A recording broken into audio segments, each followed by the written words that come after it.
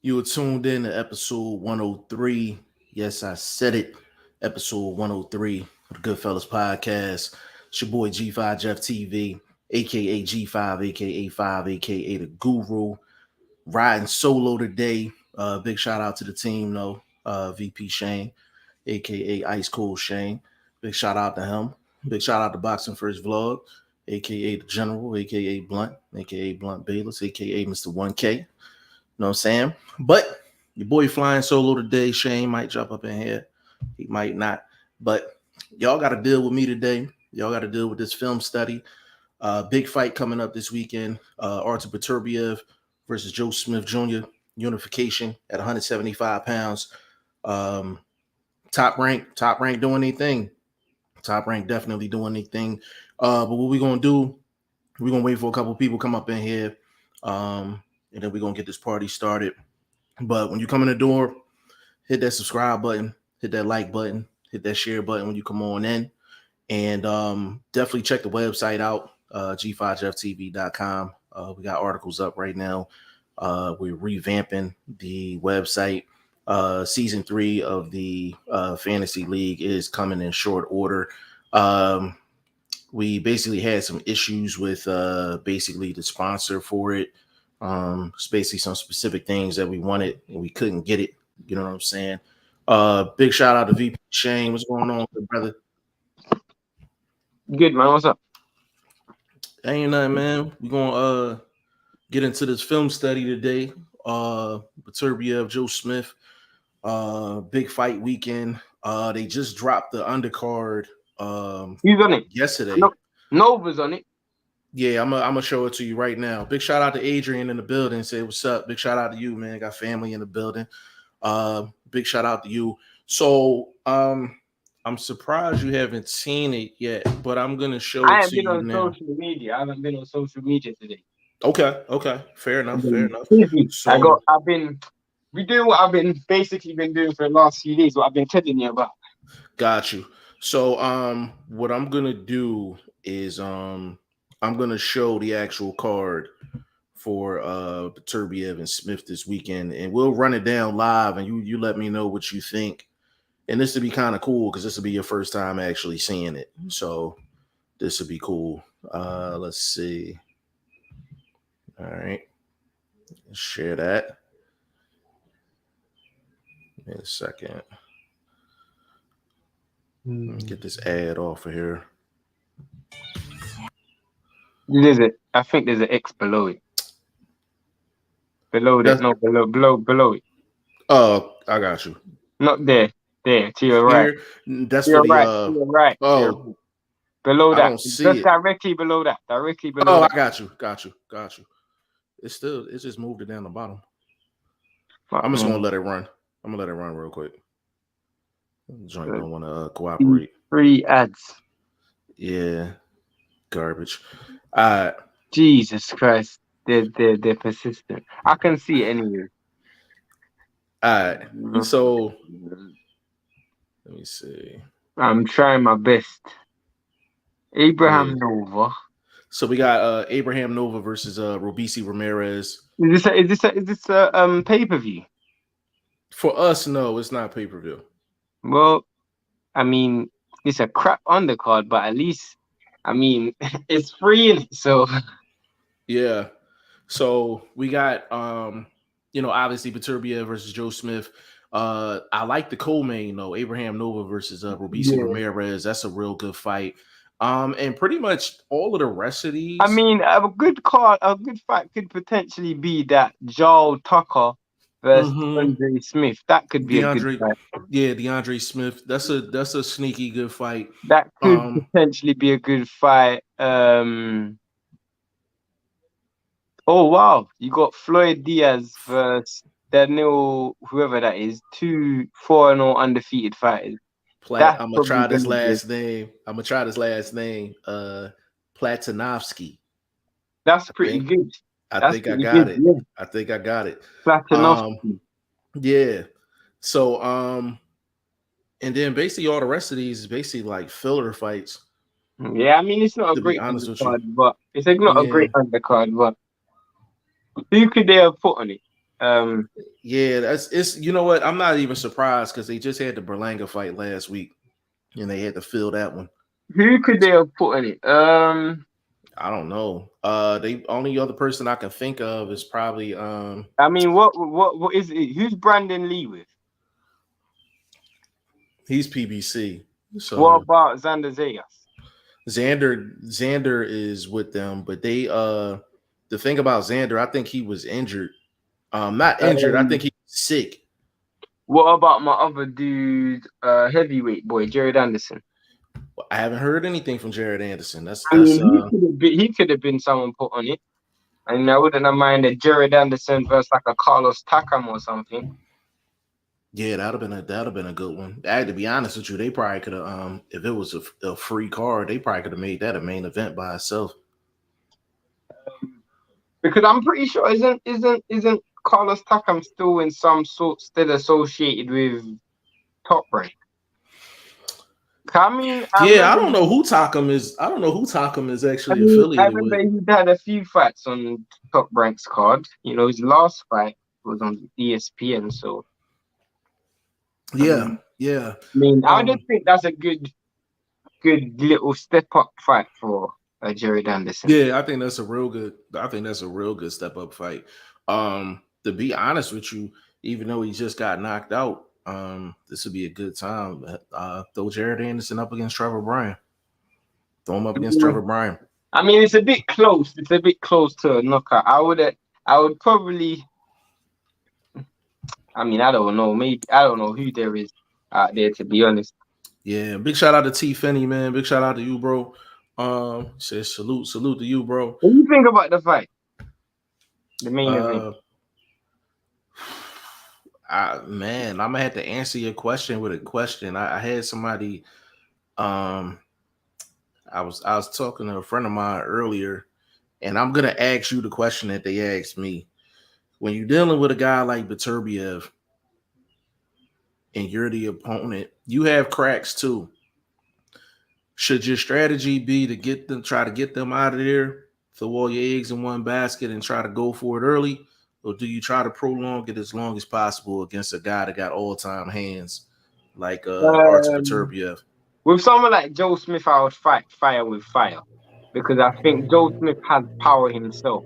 If you were feather fisted, not saying that Jesse Hart's feather fisted, by the way, but if you're not a known puncher like a Jesse Hart or like a person like a who else at that weight class? Marcus Brown. Marcus Brown, someone who's known for getting knockouts or body jack. I wouldn't go and try fight fire with fire in terms of just landing my heavy shots. But with Joe Smith's got crack. So Joe Smith, if I'm Joe Smith, I'm going to look to land my power shots and use that as a deterrent to stop Beterbiev from landing. Because not only does Joe Smith have great power, but Joe Smith's got a great chin. I don't think he's ever been down in his career, or he's definitely never been knocked out in his career. So someone like Joe Smith will be looking to land power punches and wear Beterbiev down, get him walking onto shots. It's a difficult question because Joe Smith he don't really use his feet and he's not known for his feet. He really doesn't have the attributes to really see the benefits. Yeah, see the benefits of stretching this fight out anyway. Yeah. So I think that I think he got like a 5-round window. I think he has a 5-round window. I disagree. I think both of them have as long as they want because I think they both have shown on occasion to carry punch power lead. And it's not about that. Vulnerabilities in terms of chin. Well, it's not chin. Sorry, in terms of getting hit. Sorry. Yeah, because both of them are gonna be right there. That's why I'm saying that their gap is about a good 5 rounds before you really start seeing physical effects. Because that's what happened in the Volzdik fight. But Joe Smith cracks harder than Volzdik. Absolutely. I agree. And to me, I feel like Joe Smith has the ability to take some stuff out of Beterbiev as well. You know, it's gonna remind me a lot like Callum Johnson versus Beterbiev. Like when Callum Johnson fought Beterbiev, Callum Johnson said, "It's my power versus your power." And yes, he got knocked out in 3 rounds, but he was able to knock Beterbiev down in the second round. Do you see my point? Yeah, So you it, know, the it, thing that's funny, it's bro. power versus power. I have I actually have I got a fight queued up that I'm gonna run in a minute that reminds me of, I think, the approach that Joe Smith needs to take in this fight. Is an old school fight, but you'll appreciate it when I show it though. I think with me personally, I don't think anybody at 175 is gonna last 8 rounds with Beterbiev if they're not moving. Like it's no, like it's to me, I'm like it's no But way. does Joe Smith need to last 8 rounds? Can he just knock him out in 6 rounds? Because Joe Smith's got the power to knock anybody out at that weight class, But especially even if he lands. but even in your example, you still said 6. It's Yeah, still a I'm first saying. half fight. Yeah, I'm I that's don't. what I'm saying. Does Joe Yeah, Smith need to last he that long? He can. might not He need to last that long. Yeah, but that's the thing. Like it's still I would say 6 rounds or less, under 6. To be honest with you, for either guy, because I don't think Beterbiev he can't afford to be taking Joe Smith shots long term either. Yeah, that's my point. So That's my I point. it's really it's an interesting fight M- to My, my, really my, break down. my problem with this fight is, and I remember when I watched the Vlasov fight, when the fight gets real close, and they start slugging out in the pocket, Joe Smith doesn't tend to get the same level of extension and torque on his punches. And it starts to get a bit slappy, especially when it's up close range, real up and close. Mid range is good, long range is good. But close range, where someone's under you and in your chest, he doesn't land the shots that he would want to land. But Uh, Beterbiev generates power here and all the way out. So that's the problem. When Beterbiev's underneath his chest and Joe Smith sits in the pocket and tries to trade like he normally does, that's the problem. Because the shots you land ain't gonna have the effects on Beterbiev as much as the shots he lands on you. yeah, yeah. I also think that another thing with Joe Smith is not only the distance in which he doesn't get the leverage on his shots. When it gets late in fights, his leverage is not the same on his shots. More so slapping than anything But else. in the Jesse Hart fight, it wasn't like that. Yeah, but that's Jesse Hart didn't give him any pushback to push his gas tank though. So he was pretty much fresh that whole fight. If we talking late action against Beterbiev, he is not going to be the same dude in round 7 or 8 than he was in round 1. Um, hold on, Burt Wood in the building. Big shout out to my OG Burt Wood. He said from the source quote, Donaire confessed that was the hardest punch I ever been hit with. First round, I don't remember being knocked down. Said Donaire of a new G5. The punch looked like an 8-inch punch. Bro, it was shot was clean. It was about as clean as you can get. Max leverage on it. I'm not surprised that he didn't remember it. I wouldn't have remembered it either if I'd have got cracked with that. T. Finney said, I remember when Beterbiev fought Brown, it was a bloodbath. Facts. Yeah, it was a serious bloodbath for sure. So what I'm gonna do is I'm gonna actually show the fight when I think of Beterbiev and Joe Smith, and I think of like the strategy that Joe Smith probably needs to take in this fight. There's another, and we gonna go way back, and let's just do it right now. What fight are you showing? Joe Smith fight or Beterbiev fight? Neither one of them. We gonna go back. We gonna go back. We are gonna go back. Hold on a second, The bro. 175 fight. A little bit under that, but you gonna know exactly what I'm talking about. Hold on. I have a feeling I know what you're talking about right now. Nigel Benn, Nah, you see it? Joe McClellan, Julian Jackson. Okay. Yes. So basically, the reason I'm even showing this is because, and you'll see it in a second. Julian Jackson had like, I mean, all time, all Power. world type power. Like it was insane. You know what I mean? Matter of fact, let me put my little disclaimer up real quick. Here we go.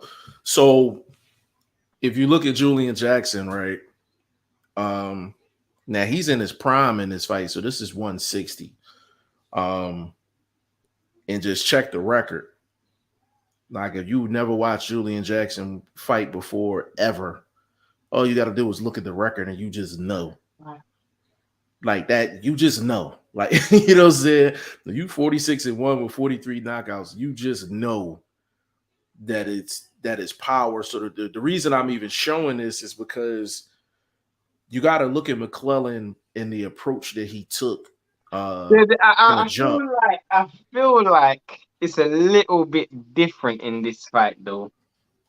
I'll tell you why I feel like it's a little bit different. Because McClellan is he's got natural boxing instinct. I don't think about that when I see Joe Smith Jr. Well, yeah, I mean, McClellan was a tactician, but if you actually look, it's mainly for the approach. Are we watching the whole fight? I'm not gonna do the whole thing because actually the fight didn't last that long. Yeah, I know. Yeah, it didn't last that long, but the thing is, I just want people to look at McClellan's approach.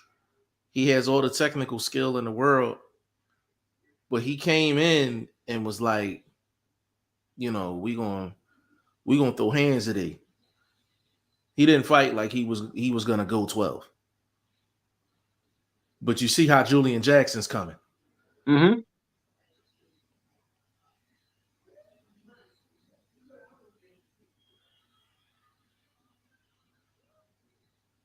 Good right hand. But you see everything is power though. Everything, no filling out. Everything is power. The jabs is power shots.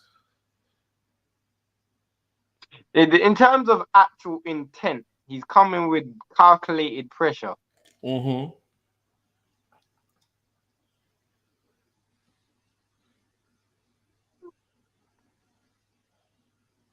And you seen he was operating everything off the jab, and that's what a lot of what Joe Smith it's does. very similar to what Tyson Fury done when he was fighting Wilder, in the sense that you got the power puncher in Wilder, and I'm just gonna come forward and go aggressive. Yeah, you're gonna have to deal. You're gonna have to deal with this.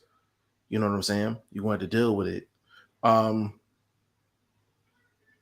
you see, I think Joe Smith is going to have to take this approach. The problem is, I think early in this fight, you can clearly see McClellan found a safe range. Correct. You see my point? Correct. Joe Smith's going to have to find a safe range. What do you think that safe range is, in your opinion? All the way out.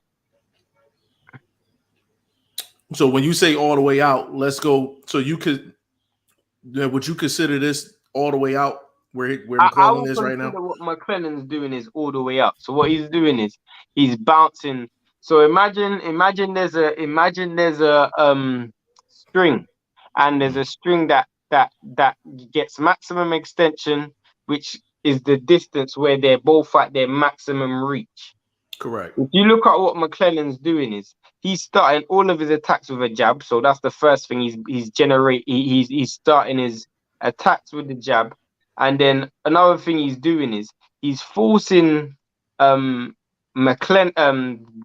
Jackson to lead with power punches. Right. The reason why you're forcing him to lead with power punches is because every time he crosses this line, you're gonna meet him with something heavy, and you're gonna load up on a shot. Because Julian Jackson isn't the greatest defensively, and neither is Beterbiev, their head's going to be straight down the middle. So even if I throw shots straight down the middle, even if it's bam, bam, even if I throw shots straight down the middle, you're going to be walking into it. You're going to meet resistance every single time. So if you look at it, I'm fighting a long-range power fight. You know, a bit like what Tommy Hearns would do, but coming forward.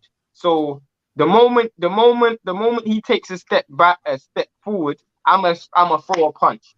The moment he takes another step forward, I'm gonna take a step back and throw a punch. You're taking steps forward and back. It's never 3 steps back. It's never 3 steps forward. You see my Right. point? It's either 2 steps Yeah. back, 1 step forward, 2 step forward, 1 step back. The- You're working on that line that's just at the peak of all the way out as in outer range and just about in range. yeah. That's the No. range you want to be working at. Now, I guess to get even more specific than that, for Joe Smith out of range would probably be the arm length of his jab, Yeah, that's what I mean. Yeah, probably plus another half step. That I would consider that completely all the out. way out. Yeah. Yeah, And because he's completely got out. longer arms than Beterbiev, he can trust that. He can trust that distance. You see what you just said? Okay, my jab, half a step forward, that's me. In half a step out, I'm all the way out. I'm all the So way out. that Right. you So can trust that basically, gauge. That's a yeah, safe half a gauge. step. Yeah, your full extension of your jab, half step in your mid range, half step out, you're completely out. But you can basically close that gap either way, basically with a full step. You know what I'm saying?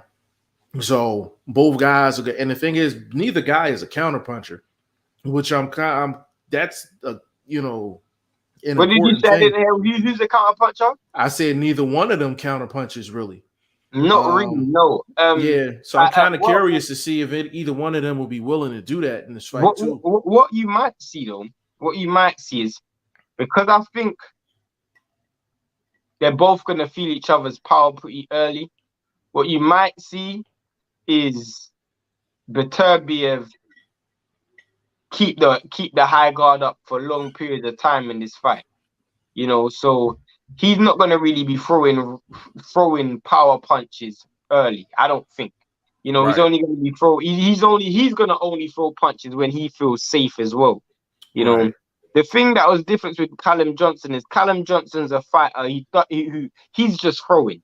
He's gonna right, start the fight and throw as much punches as I want, and all of them are gonna be heavy. If it lands, you're getting knocked out. If it don't land, I'm losing. That's how he fights.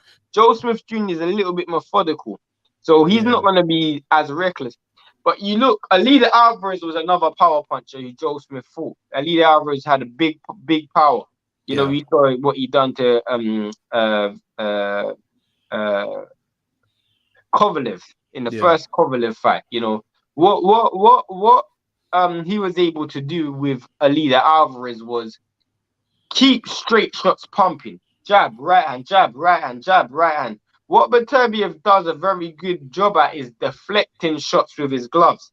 So this is something that I'm pretty sure. This is something that I always talk about Mark Ramsey. This is something that Mark Ramsey does a lot. So when you're on the inside and you got your high guard up, a lot of people go like this: parry, parry. If you look at what's it called?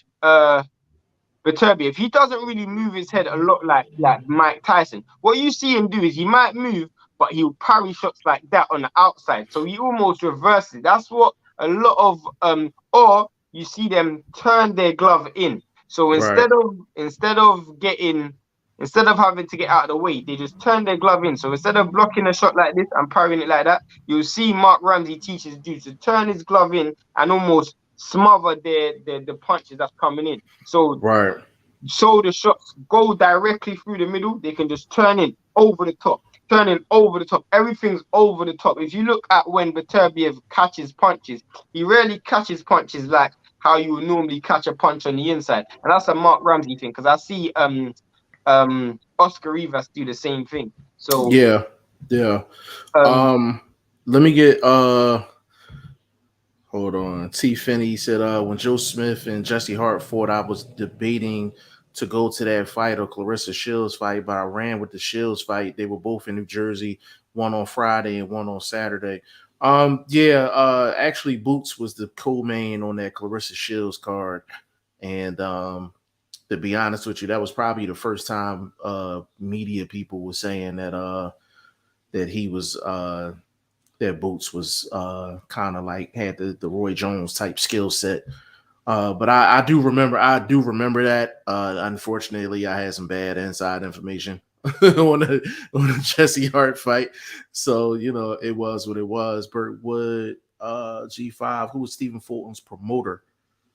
versus Inui's promoter. I I read, ended Fulton with Al Heyman.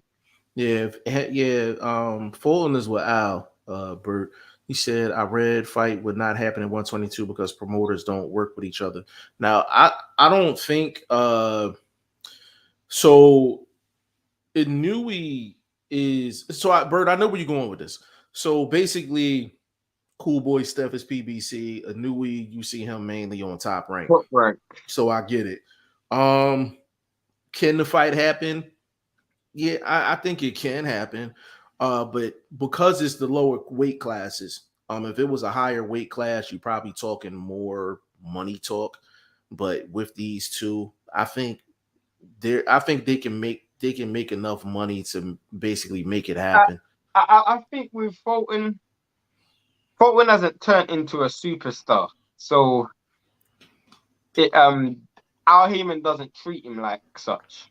You know, Al Heyman knows who to treat how. Like, look how he treats the Charlo twins, Errol Spence and Wilder, and fighters of that caliber. Tank Davis, he treats them with a certain, with a certain regard. We would know whether he sees Fulton as a superstar or not, whether he gives Fulton the MJ fight or not. Because if he doesn't fight Ahmed Aliyev, then it's kind of pointless, isn't it? He's just gonna stay on PBC the whole way through. Yeah. So what I actually want to show now is I want to get Beterbiev versus Volzdik going. The clip is the actual video was from Unreal Boxing. Big shout out to Unreal Boxing. I thought we was gonna what's it called? Use a Callum Smith drink, but fair enough. Actually, do I have that on here? If you don't because it's fine. But Callum Johnson, I actually is more similar. I actually do. So we're gonna look at Beterbiev versus Callum Johnson, and this video is by Predator TV. So we're gonna cue that up right now. Give me just a second. And again, videos for commentary, which is allowed under the Fair Use Act, do not come for us. Do not come for us. Give me just a second. Yeah, that was the second one. We on the same page though. I had that one queued up too.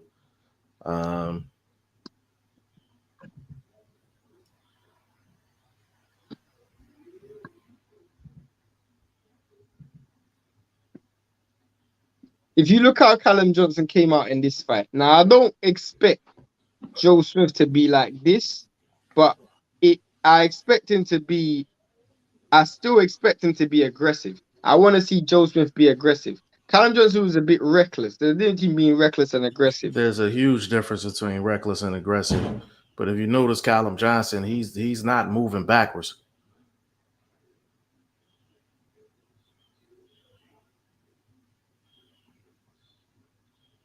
He literally came for this fight to land big shots. Right. And Beterbiev said he knew he had to get rid of him early because he just felt the power and was like, you could just see that Callum Johnson is just looking to load up on a punch. Yeah. But the thing is with Callum Johnson in this fight, Callum Johnson is actually trying to be a front foot counter puncher. Like he tries to counter a lot in this fight as well. He actually lands a counter shot which drops Beterbiev. And Callum Johnson, what he was doing a lot was throwing that right hook over the top and trying to get low. Yeah. And kind of creep inside too. You see that counter left hand there? Them hooks. Yeah, them counter hooks was landing. That's something definitely landing. That's something that Beterbiev that's something Joe Smith can do. You could clearly see Beterbiev. Callum Smith got Beterbiev's respect so early. When do you ever see Beterbiev backpedaling to the ropes? Yeah. This is what Joe Smith has to do: get Beterbiev out of his comfort zone by landing big shots early. You don't have to be reckless; just be aggressive. The moment you give up ground like Marcus Brown did, you're bound to lose. Yeah, and Beterbiev's feet is not bad for a power puncher. It's hard for him to punch off the back foot. His feet is not actually bad. Now you can see he's out of his character. What you can clearly see is this dude is a power puncher going backwards and forwards because Callum Johnson is getting lit up. But at the same time, he's still coming forward, and Beterbiev's having to work at a range and at a pace that he doesn't really want to. You know, he's having to defend, go backwards, go forward. This is something that he doesn't want to do, and you could clearly see Callum Johnson got Beterbiev's respect real early. And I say, if there's anything Joe Smith has to do in this fight, he has to do what Callum Johnson done, and that's get his respect.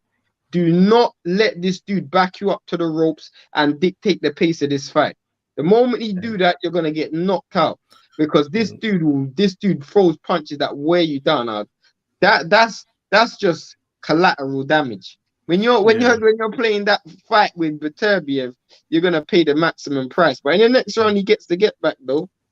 Yeah, and that's the thing. Like with Beterbiev, you can tell his IQ is up there as well because he basically evaluated what was going on, and you can see him making the adjustments throughout this first round. Beterbiev has more actual IQ attributes than what he's given credit for because he has the knockouts. But you think about it, this dude's had over 400 amateur fights. So yeah, anybody with that level of amateur fights, he's a 2-time Olympian. You're gonna have a certain level of pedigree. I think he's like a 4-time Russian champion, European champion. Like this guy's been around. He beat Usyk in the amateurs. He beat Volzik in the amateurs. He beat Kovalev in the amateurs. You know, this dude's been there. He's been in the. He beat Michael Hunter in the amateurs. Yeah, he's been there. So, and the thing is, and that's a compact shot right there. Everybody can't land that shot. That's what I'm saying. At close range, Joe Smith is in serious trouble because Joe Smith doesn't have the punch power. And he doesn't get the same leverage on his punches as Beterbiev does. That's what I'm saying, all the way out, but long-range power punches. And just keep them coming. Long-range hooks, long-range straight right hands, power jabs. Just keep them coming, being active. And another thing that Beterbiev does well is if he's working with the left hand, that right hand is usually home. Yeah, and that goes back to that pedigree. And you see that lead right hand is landing for Callum Johnson. That's what I'm saying. Joe Smith has to do this. You see, if Joe Smith just sits up on the ropes and just tries to use movement and give Beterbiev too much respect, he's just going to pick you off and knock you out. You got to be busy. Yeah, so this is basically that right hand again. Right hand over the top. Again. Yeah. But you can tell these punches have sting on. This dude's turned red. Yeah, and that's why I said this is about a 5-6 round gap. 5-6 round gap against Beterbiev for either guy.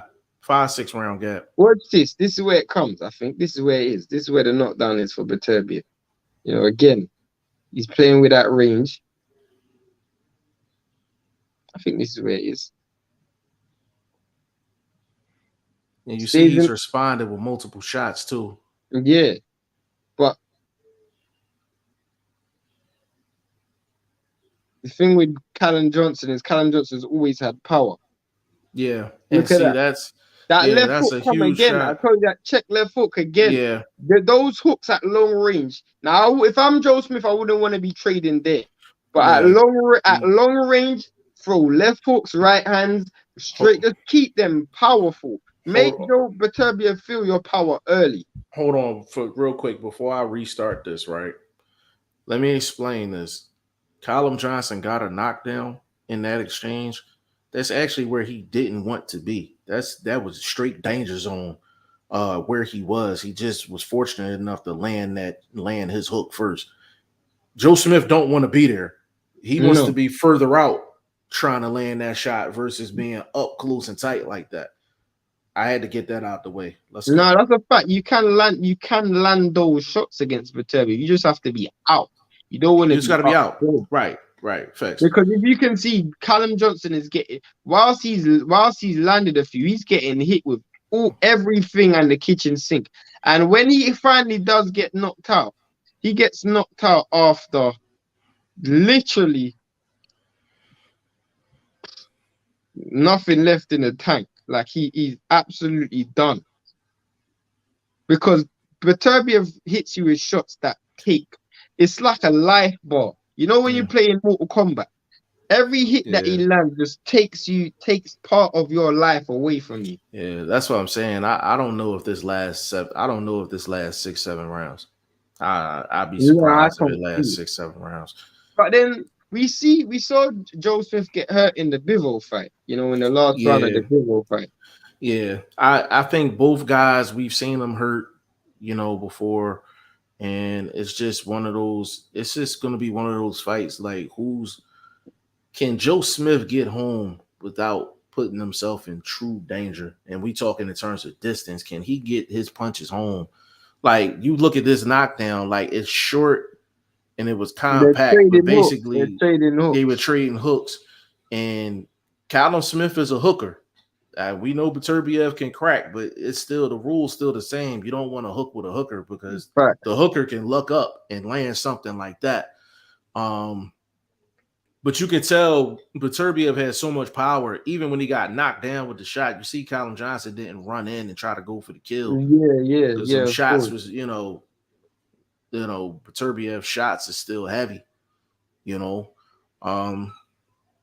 Beterbiev's a good fighter, man. He's a good fighter, man. Like, he got knocked down. I think this is the round he gets. I think this is the round he gets third. Yeah, but you can tell his face looked like he's been in a 12-round war and it's only round 3. Literally. You know what I'm saying? Like, it's crazy. One thing I do think I think you're 100% right. Beterbiev does not get the credit for the footwork that he does have. He got real good footwork. And the thing is, what he does is he switches things up. You know what I'm saying? Like, sometimes he'll smother the shots. Sometimes he'll punch with you. Sometimes he'll kind of just try to move out. And him being all the way in against any fighter is danger because he can generate power from ridiculous distances. You see that leaping right hand he just threw? That's another shot that's in his arsenal as well. And I'm talking about Beterbiev. He's generating so much power in those clinches. Yeah.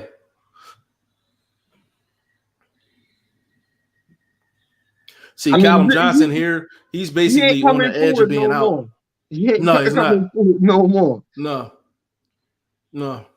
This is where Joe Smith can't afford to be. He can't afford to be going backwards in this fight. Yeah. And for anybody to question whether Beterbiev got some wheels, he got wheels, man. He got feet. He's not stationary, which is rare for a power puncher, though. Yeah, facts. Rare. That's what makes him a rare breed. And see, now Callum Johnson is. Did you see those? Yeah, those triple hooks. Yeah, them triple hooks to the body. At close range, Joe Smith does not want to be there. He does not want to be there. And if anybody thinks like, oh, well, Joe Smith should be on the inside so he can smother the shots, you can't really smother Beterbiev shots. No, you can't. Because he generates power at ridiculous range. You see how? Did you see that? You seen that combo right there? Yeah, everything is short and compact. Look how close he was landing that combination that Jeff's talking about. He does not have to be close or far, have enough distance to generate what's it called? He's all the way there. Yeah, and the thing about Callum Johnson in this fight is he tried to establish some, the line in the sand, but you got to be smart with that as well. Like, you can't just turn it into an all-out war. You can't do that. Well, not with someone that cracks this hard. Yeah, everything he hits with is power. Yeah, everything is power. You can. His face is a mess. It's the third round, and this dude is just. Yeah, his face is a mess. His face is a mess. And look at the physical exchange. Look at his physical strength. Look at the body shots. Look at that. This is my point. This is where you can't be with Beterbiev. In the clinches, this guy is probably the best fighter in the sport in clinches. Bro, he generates power from ridiculous ranges. And let me get this out the way. Like, Beterbiev, he actually gave Callum Johnson more opportunities than what he usually does because he knew he had to get him up out of there. Yeah, he knew it because Callum Johnson's got power. But you see a little bit of everything in this fight from Beterbiev. You see the punch variety. You see a lot of different things from Beterbiev. So I don't want people to think Beterbiev is just a power guy and just that's it. His face, he did not hit the pub after this fight. I'll tell you that much. We're in round 4. For that, check the movement of Beterbiev though. His side to side movement is good, but you see the little slight steps, slight steps back that takes him out of range. Yep. And then he's still, look how he's generating power from the ranges that he's at. I'm telling you, this dude is just, there's certain ranges you can't fight this dude at. Yeah, that's a fact. That's a fact. The knockout is brutal as well, by the way. Yeah. Yeah, and like I said, there's multiple ways that he's getting Callum Johnson out of the way. He's throwing with him, tying him up, pushing him back, clinching and digging to the body.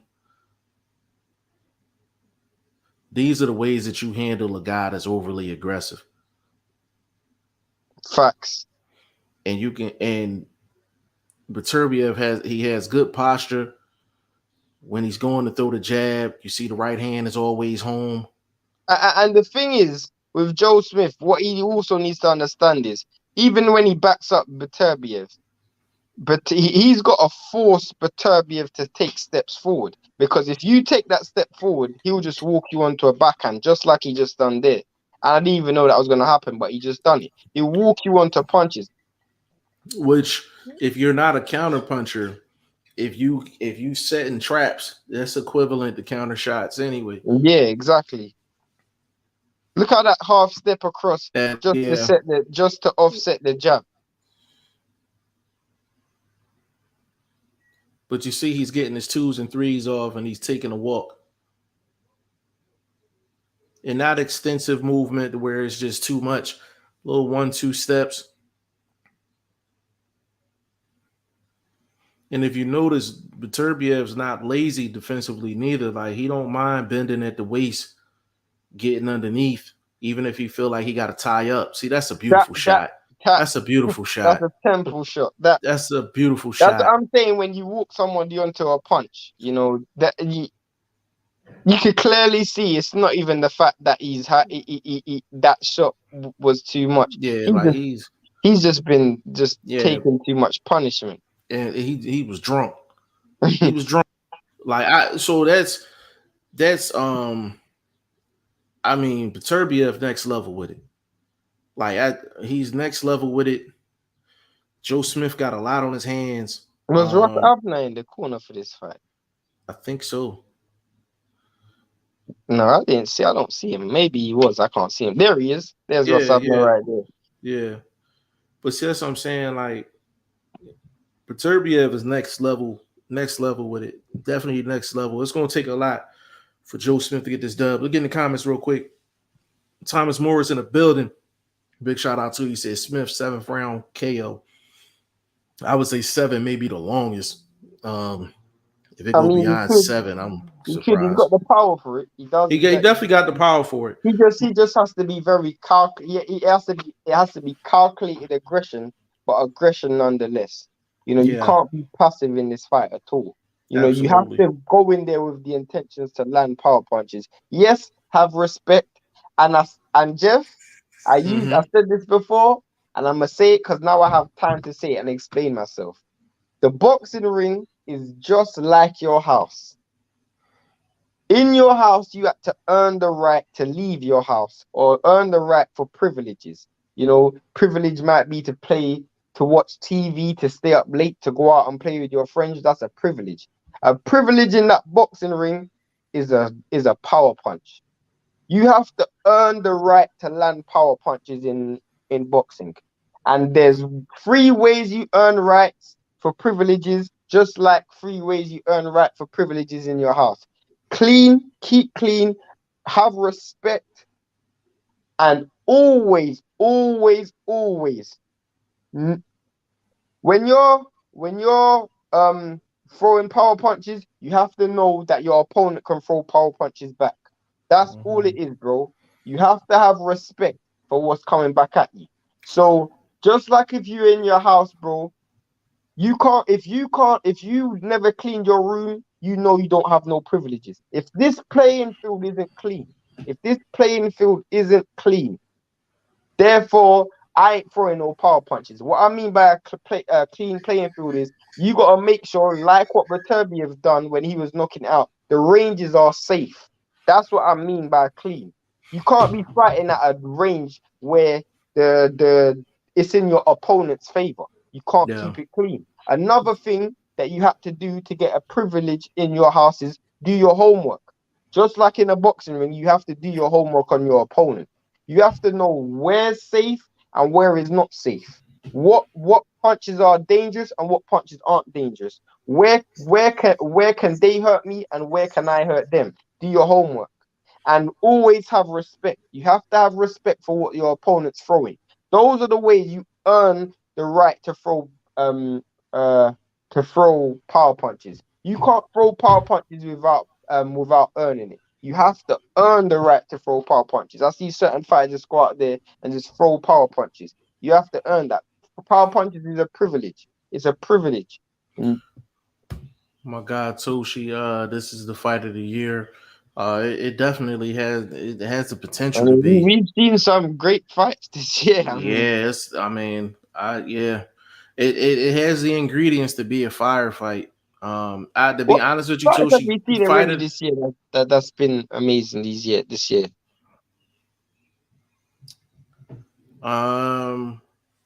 To be honest with you, about a fight the other day, I can't remember what you were saying, which was fight of the year.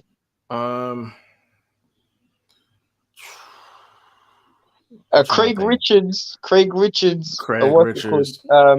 Buatsi was a good fight. Yeah, Richards and Buatsi was a good fight. No, but that wasn't the fight I was talking about though.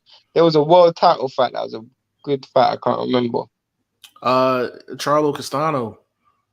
That was a great performance. I'm trying to remember. That was a great performance. That's my performance of the year, definitely. That's my performance of the year. I can't really recall a great fight. To be honest, we've had a lot of great matchups, but the actual return on investment hasn't been as good this year as it was last year. I mean, yeah, there was a few fights that failed to deliver. Like White Fury failed to deliver. Kambosos failed to deliver. Yeah. Also, Shakur and Valdez. Deliver. Yeah. So, and which is not Shakur's fault, but Canelo Bivol failed to deliver. Yeah, so this fight could potentially be a fight of the year, Toshi, like for sure. Big Fish Davidian, what's going on, my good brother? He said, "Hey, my boxing brothers, I'm rocking with the common man, Joe Smith, even though the Russian is a machine." Bro, I want to see Joe Smith win because I know he's from New York, but he reminds me so much of a Philly dude, man. Just hard working dude, man. He just bring the hard hat lunch pill and he just get to work. For me, I want to see. I love Joe Smith. He even follows me on Instagram, so shout out to Joe Smith. I'm not gonna say I want to see Joe Smith win or lose. I'm not gonna say that. What I want to say is, to me, outside of those dudes, you got Bivol, and I just want to see a Beterbiev versus Bivol fight. I've seen Joe Smith versus Bivol, and I feel like he's done enough to earn the right to get a rematch. The Blasov win, the Alida Alvarez win, the Jesse Hart win. And if he does beat Beterbiev, that's actually, when you think about it, that's a hell of a run. Facts. That's a hell of a run. When you think about the fact that he done all three of those in the same, like within, I think it was supposed to be within the same year, but then the Vlasov fight got pushed back. Yeah. But it was within like 15 months. 16 months, yeah. Yeah, that's a hell of a run. Yeah, so he's on a nice ass run right now. T. Finney, I just read Berlanga got fined for the bite and can't return until December. So with that, T. Finney, I did hear that he was going to get fined. I don't pay suspensions any mind in boxing because guys are going 4 or 6 months without a fight anyway. So if they be like, "Yo, you suspended for 6 months," he was going to like, don't tell me Don't tell me I'm suspended from work for a week when I already put my vacation days in. That's all. That's all that means to me. You know what I'm saying? Fact. So, Berlanga, he probably. I mean, it's June. Was that July, August, September, October, November, December? If he can't come back until December, I mean that's 6 months. And to be honest with you, he probably the earliest he probably would have came back is probably September, October. So it ain't that big of a difference, in terms of um when he would have returned. But to be honest with you, he needs to take a couple months anyway. I think he needs to take a couple months just to get in the lab and really work on some things. And I think they need to be a lot more strategic in terms of who they put him in the ring against. But yeah, we just showed you Beterbiev and Callum Johnson, and we showed what happens when you come into the ring against Beterbiev. You draw the line in the sand, but you're not responsible with what you're doing inside of the ring. Like he just got a little too Reckless. confident, a little too reckless. And what happens is when you're doing that against a guy like that, you're eventually going to pay the price. But Beterbiev reminds me a lot of like Prime Kovalev. Prime Kovalev had the boxing, he had the boxing ability, and on top of that, you couldn't just do whatever you wanted to Kovalev. He In was going to fact, make you pay. the difference with Kovalev, though, I feel like Kovalev at times also fought very comfortable as well. Like he also made it quite comfortable for his opponents by sometimes taking moments in the rounds off. He never really made an opponent work when they wanted to rest. And I look back at the Bernard Hopkins fight, and I really feel like that was the first time I saw a real weakness in Kovalev. Well, obviously, what didn't he fight? What's that dude's name? Was it Sakio Bika? Did he fight Sakio Bika? Yeah, he fought Saki Obika. In that fight, I saw it as well, but not so much. It was really the Bernard Hopkins fight. I really started to see weaknesses in Kovalev.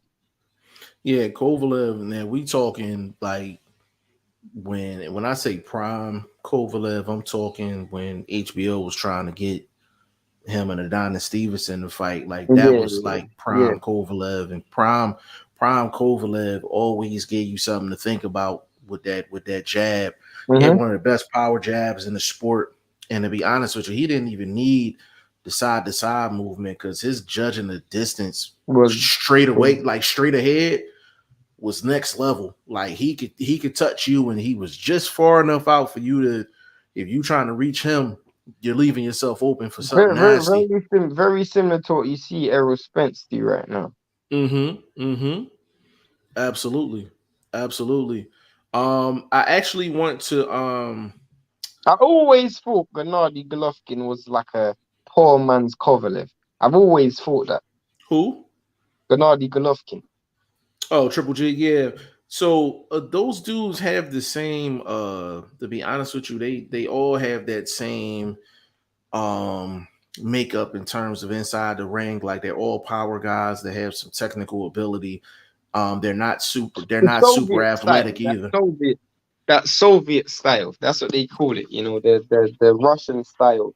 Those, Mm-hmm. the Klitschko brothers had the same thing. Not Yeah, super like athletic, but they had power and technique. You know, yeah, power and technique 9 times out of 10 going to take you where you need to be. Because a lot of time, because that carries with you late in your career, even when you physically start to deteriorate a little bit. When you had that technique, that's going to carry you through. To be honest with you, I'm like, that's why Kovalev's still fighting right now. That's why he was pretty much about even with Canelo, and a lot of people don't the, the, give Kovalev credit for that. that's why, like, you, you almost have to look at Emmanuel Stewart again and how he almost revolutionized the way Eastern Europeans fought. Yeah, Obviously being Klitschko, working with Klitschko, Lennox. and then Lennox. But Lennox isn't really Eastern European. But when he worked with Klitschko in the Klitschko camp, and then obviously having Jonathan Banks work with Klitschko, and Jonathan Banks ended up working with Gennady Golovkin, and you could just see how the Eastern European fighters then started to adopt a much more Western style of fighting. Hence the reason why you got the Lomachenkos, the Bivos, the Usyks, the Voldziks. Voldzik ended up being trained by Teddy Atlas and a Western trainer. I know Usyk and Loma, they have, what's it called? They have Lomachenko's father, but their style's very Western. Their style's Yeah. Western. Gennady Golovkin, but he had Abel Sanchez, but then he moved to Jonathan Banks, a Western trainer again, and Abel Sanchez being Mexican, another Western dude. My my theory behind this is when Emmanuel Stewart was introduced to the Ukrainian and Eastern European style of fighting, and when he had to put his stamp on things, I felt like a lot of coaches learned, because it's no surprise that after Klitschko retired, you see a gauntlet of Ukrainian fighters come out of that country, and their style was so much more Western. It's so much more athletic, fast feet, fast hands, bounce on your toes. You rarely saw that in the 90s and early 2000s with Eastern European fighters. Right. The likes of Kovalev at the time, the Klitschko brothers. You rarely saw that in the early 2000s. And now Yeah. you're starting to see. And I'm just wondering whether that's because of Emmanuel Stewart and Emmanuel Stewart I having his effect on Eastern European fighting. yeah, I think I mean you can definitely say that Emmanuel Stewart is definitely on the Mount Rushmore of trainers like all Fact, time. fact. He's I definitely mean, top four in my opinion. He's the greatest trainer of all time to Yeah, me. To me. he's because he's and how I can say that with confidence is that Emmanuel Stewart has put his imprint on so many guys in so many different weight classes, and I mean we Different talking from styles. welterweight all the way up to heavyweight. He's put his stamp Uh, uh, on a lot of and dudes. there's one thing where you're establishing an identity, but there's another thing where you take a dude who doesn't have the ability to fight your style, and you come up with a game plan to formulate a way to beat an opponent. So I'll give you an example. Emmanuel Stewart was Evander Holyfield's trainer for the second Riddick Bowe fight, if I'm correct. No, he was Mhm. he was definitely for the second Riddick Bowe fight. I don't know if he was for the first Riddick Bowe fight, but he was definitely the trainer for the second Riddick Bowe fight. And you could look at the style. I mean, Evander Holyfield isn't a natural crunk fighter. He doesn't have long limbs. He's not tall. He's not an outside fighter. He fights behind the jab, but he's not a Tommy Hearns. He's not a Lennox Lewis. He's not a Klitschko. He's not got that um the aesthetics. His biomechanics doesn't work the same as those other fighters. But it doesn't matter, because when you got a great coach, you can formulate a game plan no matter who the fighter is. And this is what I was talking about Derek James a couple shows ago, when I was saying Derek James has shown great ability with great fighters with similar attributes. So therefore he's able to implement his style, but how transferable is that style? That's my point. You know, both Errol Spence and Jamal Charlo have great chins. They both got very, very good dimensions for their weight class. I think they both got arguably top 10 percentage for their weight class in terms of reach and in terms of height. They're both very tall for the weight class, both very long and dangly for the weight class. They're also both physically bigger than what their weight class is supposed to be at. I think Errol Spence is naturally bigger than a 147, and Jamal Charlo is naturally, he could be fighting at 160. Those are two dudes who have very similar attributes, and there's no surprise that they have a coach that is able to implement that style. Now, if you had a dude who doesn't have those attributes, how good is Derek James? Yeah, and the thing about that is with Emmanuel Stewart, the one thing that he had to his advantage is the gym. The crunk gym, and you seen and back during those times, you actually seen more guys actually training out of the same gym. it wasn't as many gyms, as it is now. So, but to be honest with you, like you take like Bosey's gym in terms of the setup, gives a crunk gym type feel in terms of a lot of different guys, a lot of different weight classes, a whole lot of talent is all in one spot, and everybody's working. Like everybody's working, and that's what you're seeing in the Crunk gym. So because of that gym, Emmanuel Stewart had the opportunity to actually work with a lot of different guys. Where I, now it's harder to get a lot of guys all in one I, place. I'm worried.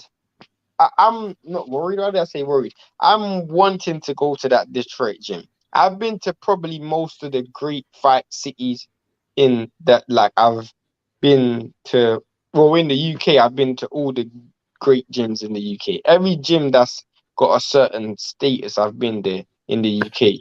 And then I went to Philly, which to me, obviously, that had to be the first place I went when I was going to America. Yeah, Philadelphia being a fight city. I think the only three places left is Texas, Detroit, and Vegas. I mean, obviously, if I go to Vegas, Padman's out in Vegas, but I really want to go to Detroit. I really want to go to see how that Crunk gym is, just for my own personal archive. yeah. And that's the thing. Like and it's so hard to really judge like the trainers, not to really get too much off topic, but like just the trainers. It's just each great trainer, like you can really create your own categories and how you actually define their greatness. Some trainers, you define their greatness over a finished product of one or two guys. You got some trainers, you stamp their greatness by how many fighters they've actually changed for the better. You have other trainers that can adapt to pretty much any style. So Mhm. it's really hard to say that there's one set criteria to define whether a trainer is actually great or not. Like you could take like an Emmanuel Stewart, and the reason why he's great is completely different than the reason why brother Nazim Richardson is great.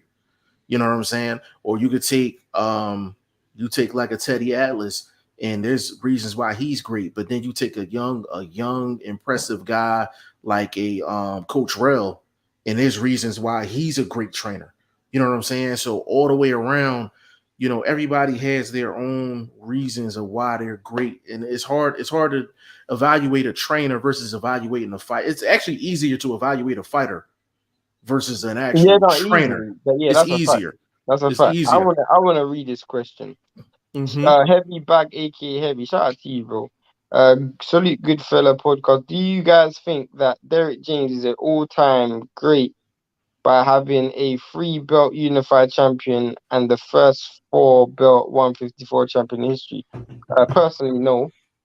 I don't think he's an all-time great trainer. I think he's a top coach for this time and this era, but to me, he hasn't done enough. As I was saying earlier, I don't think you heard when I said when you look at Derek James, he's an elite trainer. He's done an amazing job with two great fighters. Jamal Charlo was a great fighter. Errol Spence is a great fighter. He You know, followed when up. he He said, he followed up on that. do you think James needs more champions on his resume for all-time great? He don't. It's not even necessarily champions. I just need to see him in enough scenarios.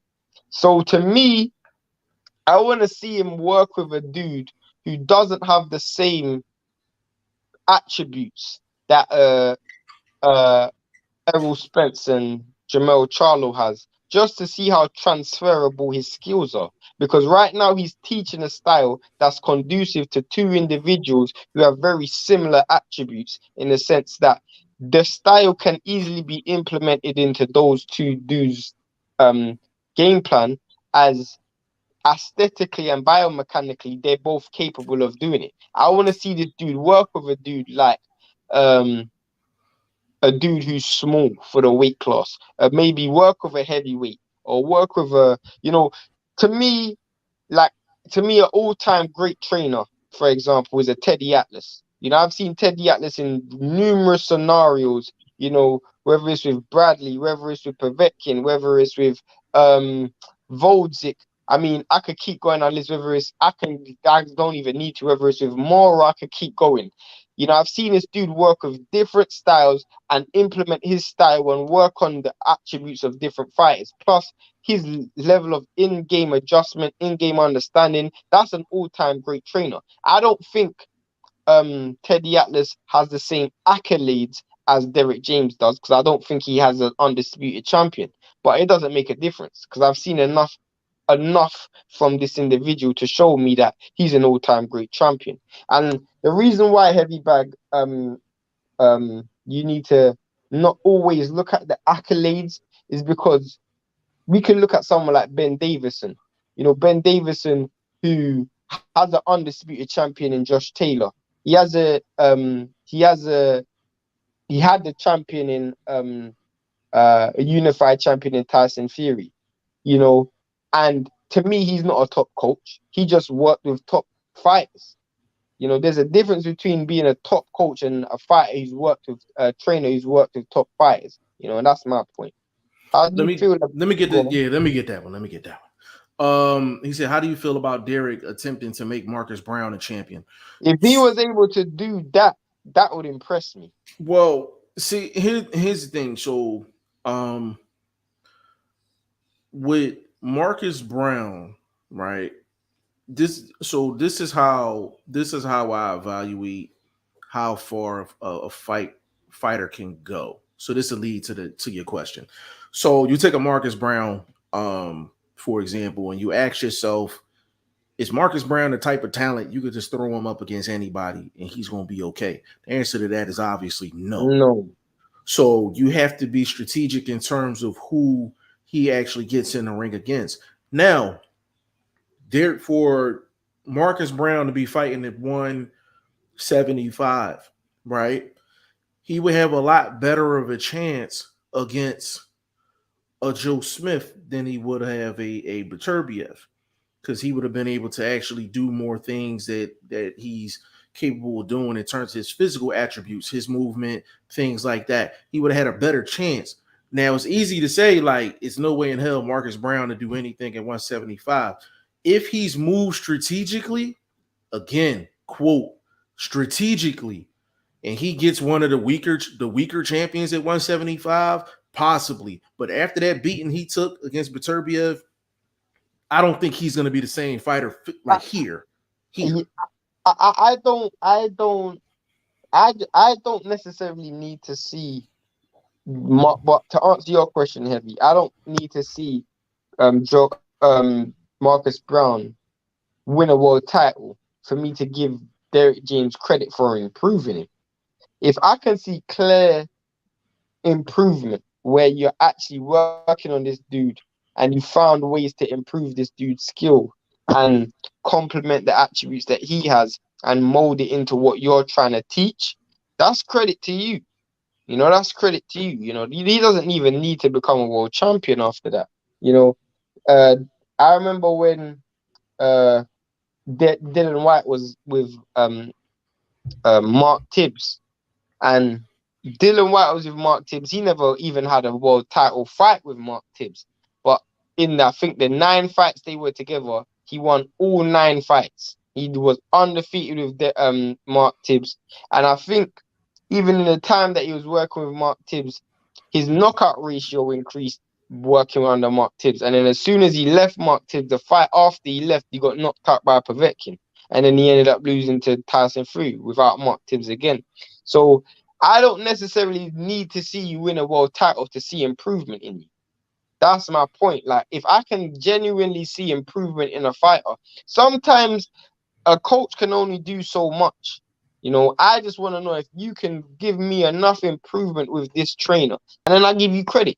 You know, that's why I always talk about Buddy McGirt, because I see Buddy McGirt do short-term fixes. Sometimes in boxing, you got to patch a tire. You can't change the tire. You know, sometimes you just got to patch it, and that's what I want to see. See if uh Derek James can do. Yeah, yeah, it's real curious to see what Derek James does going forward. Because to be honest with you, if Spence beats Crawford, to be honest with you, he could ride off into the sunset, and you couldn't even really make too much of a debate, really, just off of the accolades I alone. could, I could, I definitely. You would be in a minority though.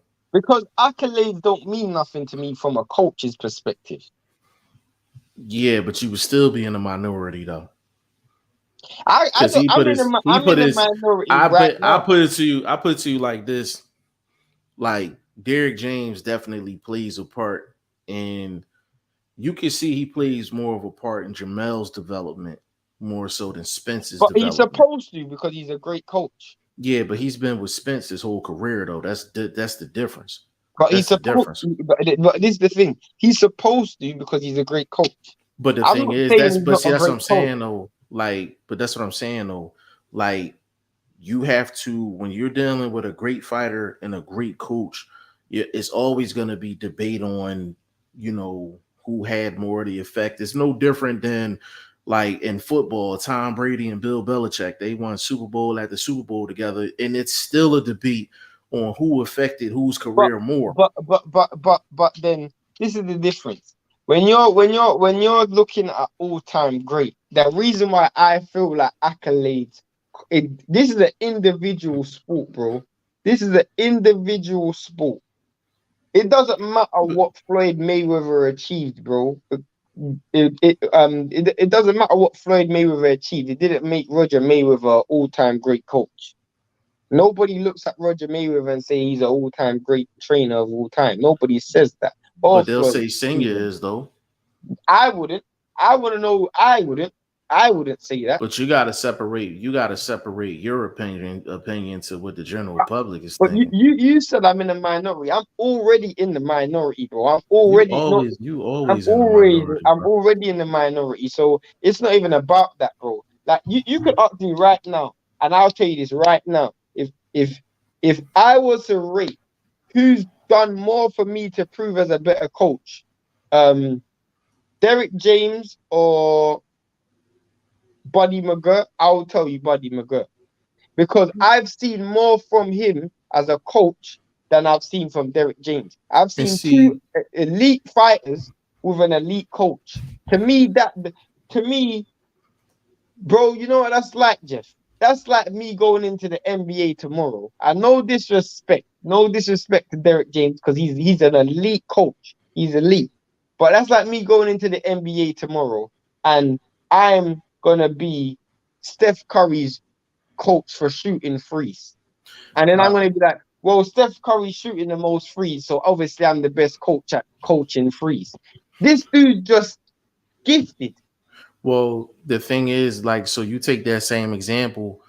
Steph Curry and them essentially had the same team, and they didn't reach the levels that they reached until they actually switched to a certain coach. No, I'm saying, I said I was very specific when I said I was Steph Curry's specific coach, and my role was to teach this dude free. Yeah, and that, but see, that's the thing though. Like, I don't look at Charlo as an all time type talent though. Like he's taking really good skills. Like Charlo don't have all time type talent. He just don't. He don't. He's good. Don't get me Neither wrong. does Spence. Yeah, Neither but does Spence. yeah, but Spence. So Spence's style. Actually, if you break down Spence for a African American fighter, he fights more so like on like that Triple G type, Kovalev type level where it's everything is short, compact, technical, with power. That's Spence. That's Spence in a sense. With Charlo needed a lot more work. So But I can actually but see. they both they may not have the elite talent, but they both have elite physicality. When I'm saying that, they both are very, very big for the weight.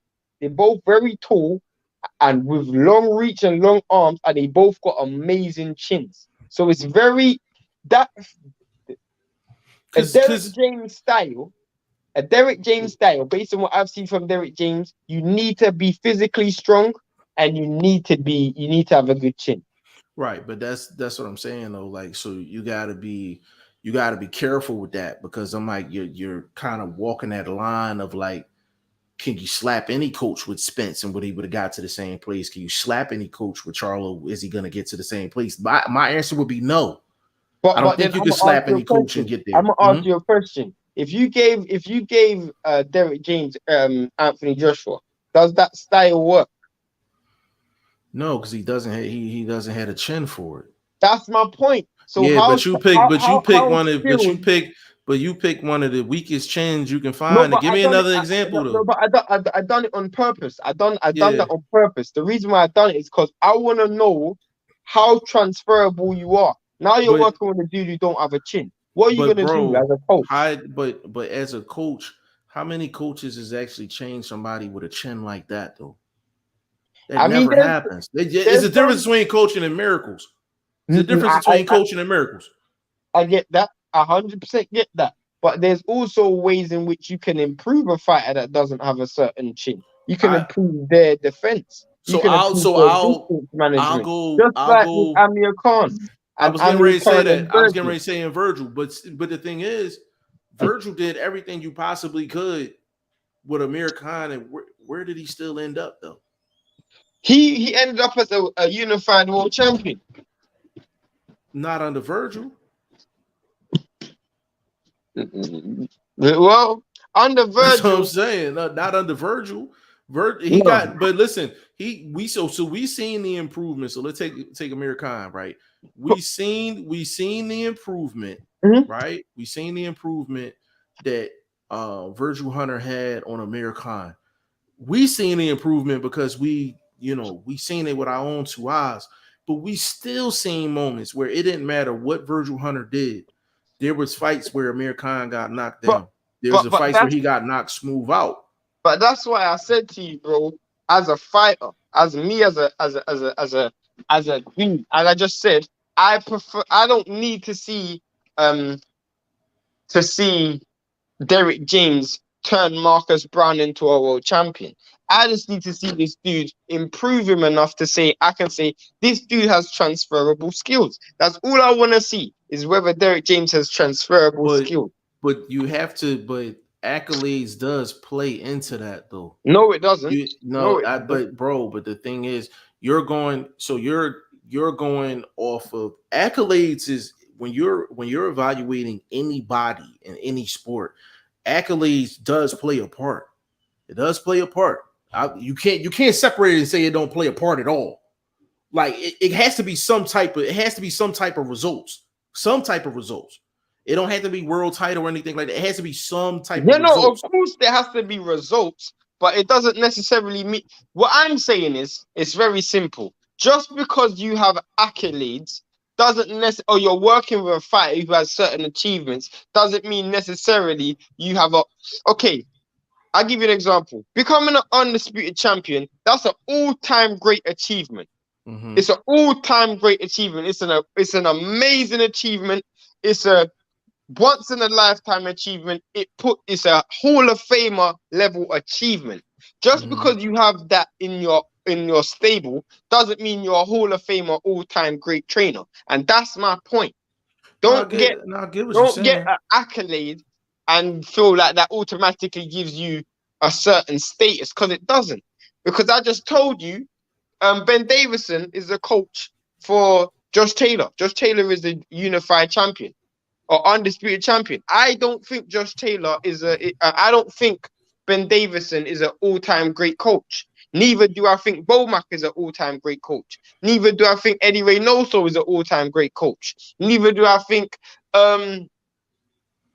no disrespect to Bill Haney, but I don't think Bill Haney is a great coach, even though he's the But head coach for Devin Haney. I'm gonna say this before we get in the comments because they starting to get a little crazy. You even take a Bomac. You just said Bomac. You don't consider him a great coach. Actually, Bomac did one of the things that you actually look for is take a guy that's not that talented. So Bomac is the example of he's taking two different guys that's not world class level in terms of talent or performance, and he's made both of them world champions, and you still think he's not a great coach. No, No. I'm lying. I'm absolutely lying. You're 100% right. Bomac, to me, I would quicker give Bomac all-time great before I give Derek James. And I'm see, being dead that's serious. where, that would turn into a whole debate. But basically, off of your standards, that falls in line with what your thinking is in terms of what you would consider a great coach. So you This take dude, so for this example, dude right? Hold took on, Jamel let me Herring. follow He took hold on, let me ask you this real quick, bro. So take Derek James, right? Derek James. Spence beats Crawford. uh-huh. Some people would say Derek James is at an icon status, right? Check this out. But if Bud beats Spence, convincingly beats Spence, that means Bomac was there when he went unified at 140. He was there when he went unified at 47. He took Jamel Herring, Herring, got him to a world title, and Maurice Hooker. and got Hooker to a world title. Which now we're talking accolades. We talking accolades and we're talking actual performance. Who would have like who would you hold in a higher regard? Would you hold in a I higher would, regard I would, Bomac or I would Derrick hold James? Bomac in a higher. I would hold Bomac in a higher regard, and I hold him on a higher regard right now. Is because I don't feel like neither Maurice Hooker or Jamel Herring are good fighters. I feel like they're overachievers, and I felt like they overachieved purely and simply partly because of good coaching, and another part is because of obviously good matchmaking. But I don't look at Errol Spence and Jamel Charlo and go, you don't deserve to be a world champion. I look at both of those dudes and say, you lot are both elite fighters. I look at Maurice Hooker and you did not deserve to be a world champion. Neither did, well, you could argue that maybe Herring did, but Hooker didn't. Hooker definitely didn't, Yeah. and that's my point. I can actually see a coach genuinely have an impact in a fighter's career. I'm not saying Derek James didn't have an impact, because obviously he did, but he had an impact in an elite level fighter's career. I mean, that's very easy to have. So let's get in these comments real quick. Heavy Bag said, okay, that's a good way of looking at it. Just one more question about Derek. What's your feeling on Derek working with Frank Martin? That I let me get that one.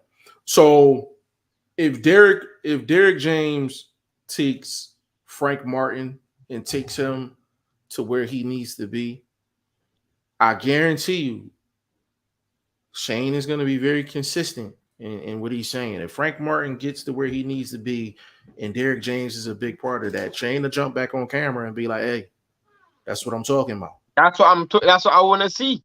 That's what I want to see. I always talk about fight. I always talk about uh a Manny Stewart as the pinnacle, and that's the standard that I'm expecting dudes to hit. Crawford beats Spence. Spence will be taken off the pound for pound list this year. I don't know about that, but fair enough. Salute all here listening. Joe Smith is no joke. Yeah, that's true. I think he is a honourable mention just off the fashion. Errol Spence became unified and Jamel became undisputed. They both got their belts from the top 5 in their division. Bro, Um, hold on, Shane, real quick. I had a fuse blow in the crib, so my Wi-Fi is gonna cut off and come back on. Just keep cooking. It'll come right back. it's cool. It's cool. Now this is where me and you may be a potentially disagreeing, because I'm not 100% sure that um I mean, I love Errol Spence. Errol Spence is a top fighter, but to say Errol Spence, I mean, I mean, you can say that because obviously Ugas was a top 5 fighter at the time. And Sean Porter was a top 5 fighter at the time as well. So credit to him for that. But again, they're still working with the same fighter. I don't know, man. I'm not gonna give this. I'll give him credit, but to be an all-time great, you have to do more than that for me. Facts, Jeff. Shane, stop, my brother. I don't know, man. I have very high standards for coaches. Charlo also knocked out every champion to become undisputed. Undisputed. No credit.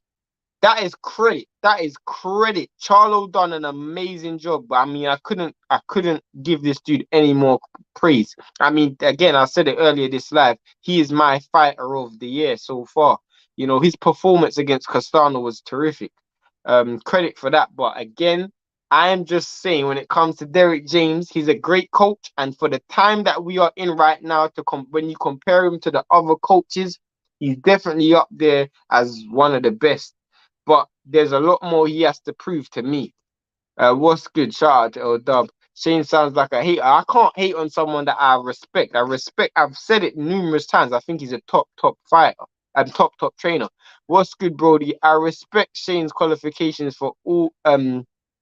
I respect Shane's qualifications for all-time great champions.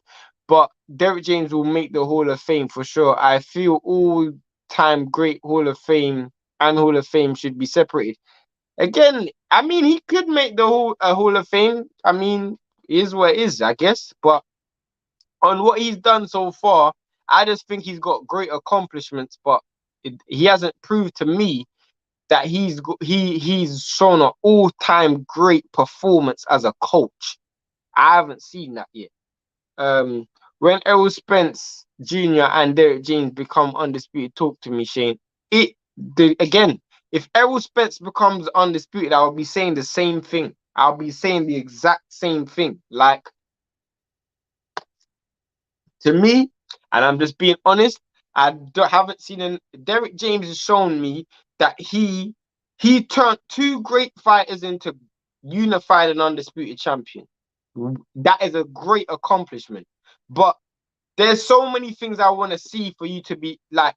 For one, I want to see how transferable your fight style is. Can this fighting style work with? Can you work with a smaller dude? Can you work with a big dude? Can you work with a dude who don't have punch power? Can you work with a dude that potentially doesn't have great defense? Can you work with a dude that potentially doesn't have? I want to see a certain level of skill from a coach. Can you come in to a fight and fix a problem? So you might not have much experience with a fighter, but he hires you in a one fight or two fight, and I need you to fix the fight straight away. So kind of like what Kovalev, not what Anthony Joshua is doing with Robert Garcia. He needs to win a fight. He needs a coach. I need to find someone who can win me this next fight. Or like when Kovalev was gonna fight rematch Alida Alvarez, he brought in Buddy McGirt. I want to know if you can you can come into a camp and instantly make a difference. There's a different criteria that I haven't seen from Derek James, that I've seen from other coaches. So that's why I'm a bit up in the air. And just becoming undisputed doesn't mean a lot to me, because I've just told you the last the last 3 or 4 fighters who've become undisputed, their coaches weren't undisputed. I didn't think Bill Haney's are undisputed. What did I just say? Their coaches wasn't great coaches. That's what I meant to say. So the last few fighters that became undisputed, their coaches wasn't great coaches. I don't think Bill Haney was a great coach or an all-time great coach. I don't think Ben Davison is an all-time great coach. I don't think Eddie Reynoso is an all-time great coach. Just because your fighters become undisputed don't mean you're all of a sudden a great coach. And I'm not saying Derek James isn't a great coach. I'm just saying that he's got a lot more to prove. So you refuse to give Derek James a great coach. Give Derek James a great coach when he turned a boxer in Jamel Charlo and showed him how to use his knockout power. I didn't say he's not a great coach. I just said he's not an all-time great coach. He's got a lot more to show for me. Brian Bomack doing a good job. He's a good coach. I think Bomack's a good coach. I still don't think he's a Hall of Famer coach neither. It's people that's in the Hall of Fame that should be there. Who's that? That's Jeff. He carried a lot of good fighters. both Bomac and Coach James failed with Rob Brown. You can fail with fighters, that don't mean nothing. Failing with a fighter don't mean nothing. And there's most dudes fail with fighters, but it's just, have you shown me enough in your arsenal? Let me keep going. Maurice Hooker was a world champion before he was with Bomac. Again, that's something that's very good to know, because now I know that. That proves even more my point that Bomac. Again, I don't think Bomac is a great coach. But before I give James that credit, I'll more likely give it to Bomac, because I've seen him work with more failed fighters. But LW Boxing, a lot of coaches fail good fighters. Of course they do. Stay ready, like who? What do you mean, like who? To me, what's it called? Off the dome, I can tell you that I've seen Abel Sanchez fail great. I've seen Abel Sanchez fail fighters. I've seen Eddie Reynoso fail fighters. I've seen what's it called? I even seen, what's it called? Let's go back in time. I've seen Eddie Futch fail his fighters. You know, I've seen Freddie Roach fail fighters. I've seen I don't want to say Teddy Atlas failed a fighter, but he never necessarily. Even Emmanuel Stewart has failed fighters before, you know. So most great coaches will fail at some point with their fighter. So what do you think about Ronnie Shields? I think Ronnie Shields is a good coach. That's where I think he's a good coach. Derek James did it with two different weight classes and two different fighters. Okay, but so did Ben Davison. So what are you saying? So did Ben Davison. I mean, this is my point. Jeff, do you see where I'm going with this? You see I where I'm see. saying? I done missed a lot. But no, where he says he done it with two different weight classes with two different fighters. So did Ben Davison. So what? But I don't think Ben Davison's a good coach. He's just had Uh, great fighters. That's my so point.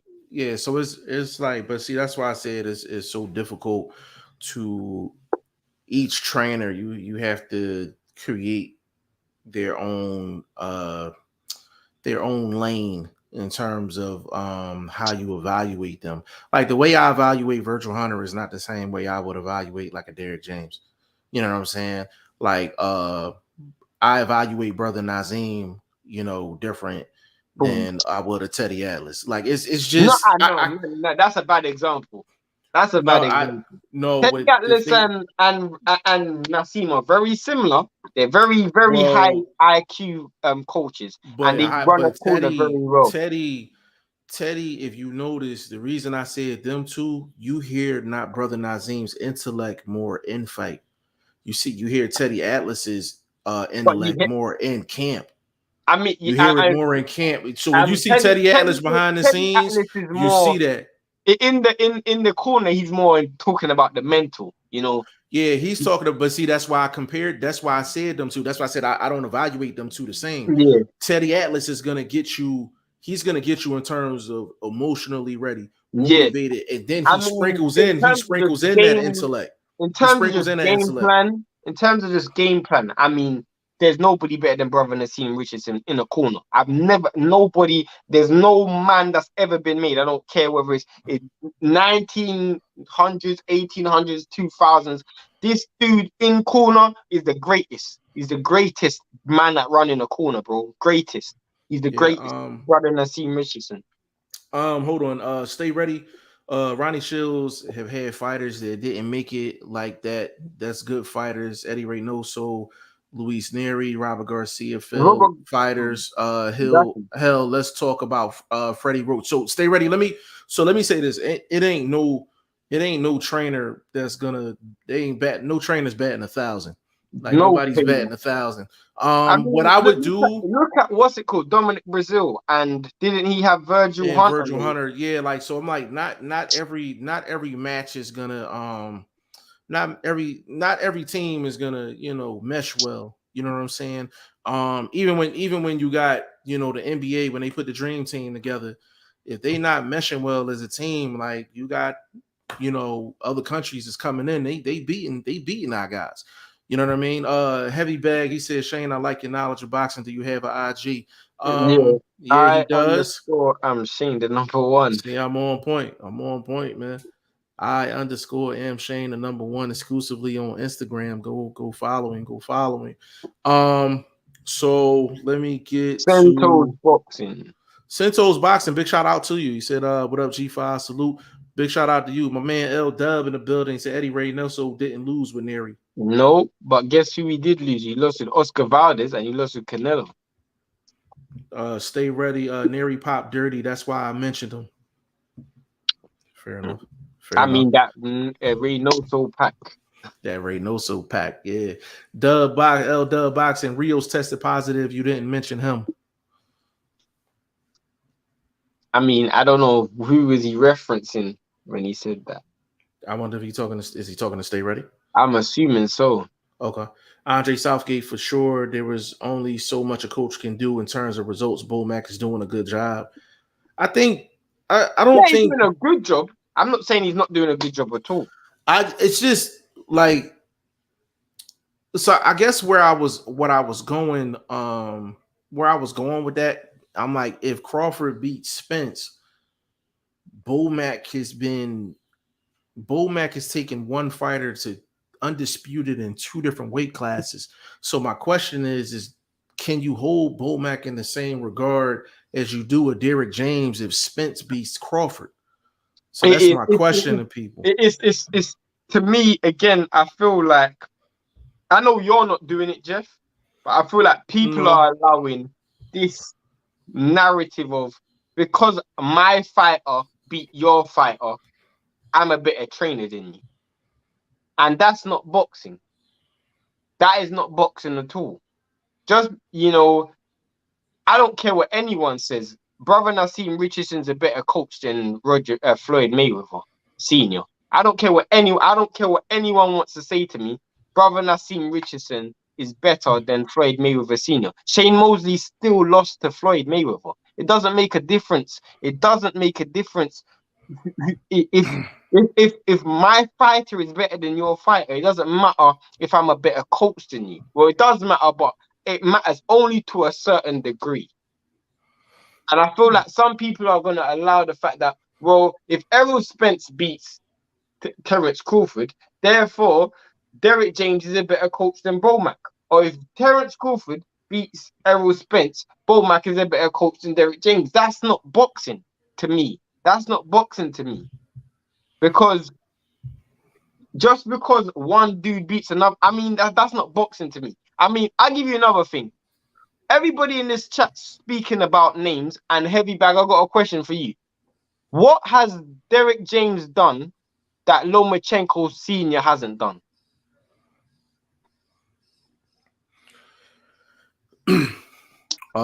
Speak on that a little bit more for the people that don't know. Because you just said that Derrick James has made one dude undisputed and one dude unified. Well, Lomachenko's made two dudes unified at multiple weight classes and one dude undisputed. But you didn't mention Lomachenko's father as an all-time great coach. You mentioned Derrick James as an all-time great coach. So now you're getting one person's accolades high up here, but another person's accolade ain't up there. Do you see my point where you're getting accolades confused with ability? Accolades and ability is two different things. And Lomachenko's dad doesn't get mentioned at all. Ever. And he manages Usyk and Lomachenko. He coaches Usyk and Lomachenko. And the reason why people will say, oh, well, Lomachenko's dad doesn't get mentioned at all is because Lomachenko and Usyk is like can't miss. And I'm like, I don't believe that though. I don't believe that. I don't believe that you can slap any coach with Lomachenko when he does what he does.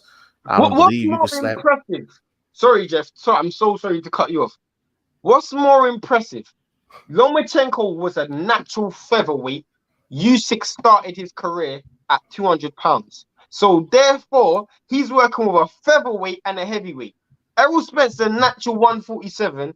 Charlo's a natural 154. They're basically the exact same weight, 7 pounds difference. You are working with two completely different weight classes. To me, nobody ever mentions Lomachenko's father. And Nobody ever does.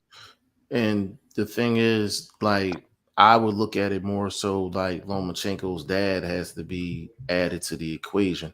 Has to be. I wouldn't necessarily take Derek James away, or I wouldn't take Bomac away. I would just add Lomachenko's No, dad no, into the mix. I, I'm not saying to take anyone away, but do you see how Yeah, people that's get yeah, I know. I one know. person's accolades confused, and then I just throw another person in the mix, and all of a sudden the goalpost has to move again. Yeah, That's what I'm it's saying. more than yeah, it's more than one element to evaluate a great coach. You know what I mean? You got it, Shane. I did mention Rover Garcia. Right, That was he must have been Robert Garcia. Robert Garcia. That was Brandon Rios' coach, and that's exactly 5 hours thinking of. Fair enough. Stay ready. Rios hasn't fought in 4 years. Garcia failed guys between that time. Of course, Right. Garcia failed his brother. What do you mean? Garcia failed Mikey. He failed Mikey in the Martin fight. Stay ready. Neri tested positive before he got to Reynoso. I Yeah, I think think he he did. did. I Yeah, I think he think he did. did. Yeah, I I think he think he did. did. I think he did. Yeah, I think he did. That's yeah. Tested I think positive, if I'm yeah, he correct. did. He did. Was that at 118? He tested positive at 118. Yeah, Saying, do you yeah. think Derek James unifying and making undisputed champion was easy because he had two gifted fighters? Is that the reason you think he needs to do more? I think he needs to do more because he's working with two gifted fighters. I don't think it's easy because he's a top coach and it takes a top coach to do it. But he needs to do more because the whole point was you said is he an all-time great coach. There's a difference. He needs to do more to become an all-time great coach for me. You can't work with two elite fighters and then all of a sudden be an Well, all-time great coach for me.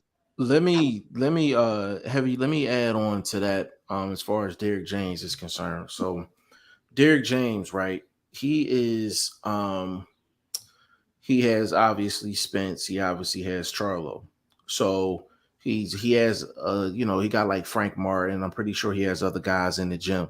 So I look at Derek James and I'm like, okay, he doesn't have a wide stable of fighters. I'm like, what can I look at from Derek James that'll make me believe that he's like next level outside of the belt accomplishments of Yeah, Spence and yeah, yeah, Charlo. yeah. So this is what for me this is a few things that Derek James has done specifically with Charlo Carlo. that leads me to believe that I feel like he can do the things that Shane would like to see from him. So I'll give you an example. You take The rematch with you take Castano. Tony Harrison. You take Tony Harrison and you can kind of define a lot of coaches, the great ones, you're not gonna get to them twice. You're not gonna get to them twice. With Derek James, right? So you take the Charlo and the Tony Harrison fight. He took that fight. A lot of people felt like Charlo won. Tony Harrison got the decision. There were certain things that had to be done by Charlo in order for him to win the rematch. Derek Mhm. James did make sure that those things happened in order for him to get Same the thing win in with that rematch. Castano. Same Same thing thing with with Castano. Castano. So even though he doesn't have the wide variety of fighters, He's Derek shown James that he has can make put yeah, adjustments.